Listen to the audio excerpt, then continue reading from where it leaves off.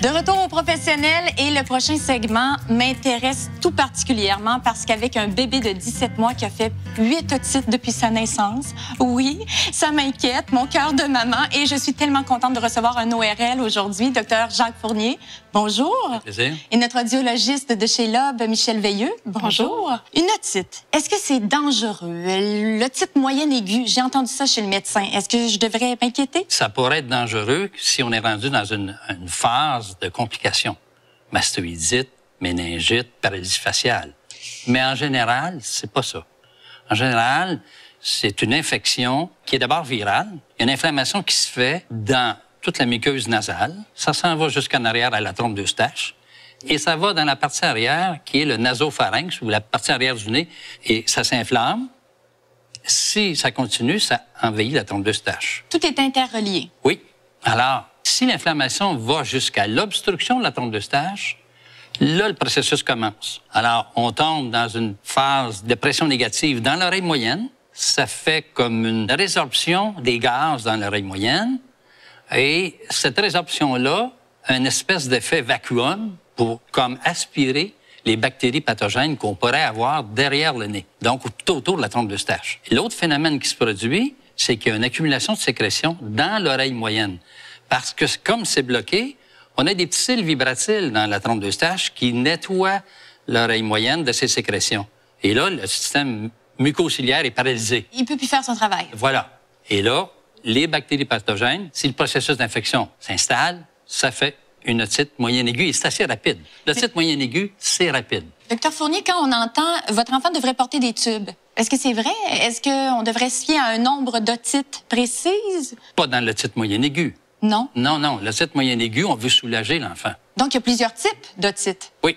La plus fréquente, disons, otite moyenne aiguë, purulente ou juste virale. L'otite moyenne avec effusion, c'est juste une otite moyenne ou une persistance de liquide derrière le tympan post-otite moyenne aiguë. Et ça peut s'installer. Et le liquide peut être un liquide clair ou un liquide visqueux, très épais, qui va donner de la surdité, que Michel voit sur des audiogrammes. Quand on passe un audiogramme chez un enfant, voilà, quand vous faites un diagnostic, Michel, vous entrez en ligne de compte. Bien, en fait, c'est ça. Souvent, si je me trompe pas, vous allez avoir tendance à demander un examen auditif qui permet à ce moment-là de vérifier, dépendamment de la quantité de liquide qui peut s'accumuler, bien, la baisse d'audition peut être petite, comme elle peut être très grande, puis là, peut amener des retards de développement au niveau du langage, par exemple. Donc, c'est là que ça va avoir des conséquences. Des impacts graves. C'est ça, développementales chez l'enfant. Dans le fond, nous, là où on va intervenir, c'est pour aider l'ORL à ce moment-là à dire, ben le traitement, on doit y aller beaucoup plus rapidement. Par exemple, vous parliez tout à l'heure des tubes. Donc, si je me trompe pas, c'est en fonction un peu du résultat de l'audition, du test auditif, que l'ORL va être peut-être plus interventionniste dans certaines situations. Peut-être que dans d'autres situations, va dire, ben, on préfère laisser aller parce que dans un grand pourcentage, ça peut se résorber, si je me trompe pas. Exact. Alors, ça dépend de la qualité du liquide. Si c'est un liquide clair, souvent, on n'aura pas de surdité. On peut en avoir un peu, un 15-20 décibels, mais si c'est un liquide épais, on peut voir du 45 décibels de perte. Mais alors, chez un adulte, un adulte qui a une surdité de 30 décibels est indiqué à l'appareillage. Imaginez-vous un enfant qui est rendu à 45 décibels de perte. C'est pour ça qu'on a des troubles du langage, du retard du langage. Une otite, c'est une surdité temporaire? Oui. En quelque sorte? Bien, ça dépend. Si on est rendu plus loin dans le stade d'évolution d'une obstruction ou d'un mauvais fonctionnement de trompe d'Eustache, là, on s'enligne dans une otite moyenne chronique où le tympan, à cause de la pression négative constante, le tympan il se rétracte et va s'appuyer sur les osselets et graduellement peut aller s'appuyer dans le fond de l'oreille. Et graduellement, je continue, ça fait une pochette dans laquelle s'accumulent les squames qui viennent de la peau du canal. Et à chaque fois qu'il y a une petite otite externe ou de l'humidité, il y a la desquamation se fait davantage dans le canal, ça remplit le sac qu'on appelle un cholestéatome. Et lui, c'est un destructeur silencieux. Ça fait pas mal, mais ça détruit et ça rend sourd. Et c'est peut-être ce qui explique pourquoi il y a des enfants plus fragiles que d'autres? à développer des otites? La fragilité va venir de facteurs, d'abord, prédisposition familiale. Quand il y a un des deux parents qui a fait des otites, ben les enfants vont peut-être être plus susceptibles d'en faire. Le facteur majeur de risque, c'est les garderies.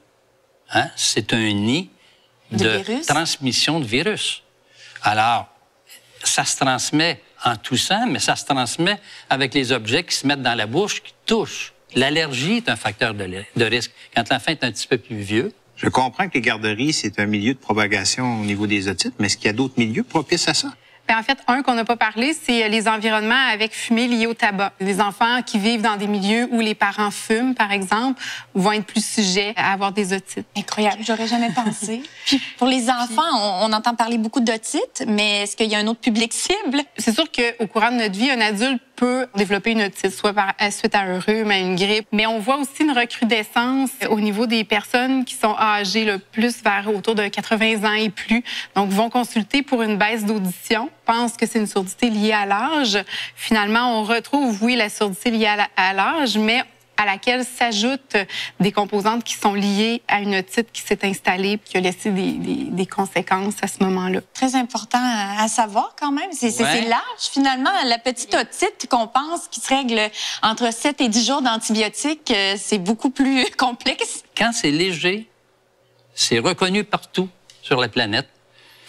On n'a pas besoin d'antibiotiques. Et si la température augmente, le patient est vraiment souffrant, notre analgésie fonctionne plus ou moins, il faut penser à l'antibiothérapie. Il faut revoir le patient. Si on est dans une période où, durant la semaine, où ça va arriver sur la fin de semaine, on peut laisser aux parents une prescription d'antibiotiques. Et là, un service qu'on peut avoir chez Lob, entre autres. Hein? C'est bien de le dire. On peut vous retrouver, entre autres, Clinique Charlesbourg, le Bourgneuf, Dr Fournier. Oui. Michel, merci beaucoup d'avoir été là. C'est gentil. Mais je vais aller vous rencontrer parce que je pense que c'est bien. Un ORL pour un enfant là, qui fait des otites à répétition, pour son développement aussi, comme vous disiez tout à l'heure, c'est très, très bien. Merci. Merci.